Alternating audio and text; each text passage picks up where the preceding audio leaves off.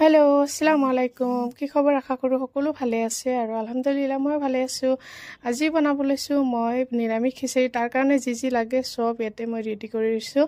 চাউল আৰু দালি দি দিছোঁ, ইয়াতে পানীলাও দিলোঁ, 2টা বিলাহী কাটি দিছোঁ, কেঁচা জলকীয়া, তাৰপিছত আদা নহৰু, তাৰপিছত দিছোঁ যি যি মছলা লাগে চব মছলা দিছোঁ। অকণমান মিঠাতেল ঘিউ অকণমান বেছিকৈ দিছোঁ আৰু এটা গোটা নহৰু দিছোঁ। অকণমান পানী ঢালি দিলোঁ, দি কিনে ঢাকনা লগাই এতিয়া 3টা চিটি মাৰি লওঁ।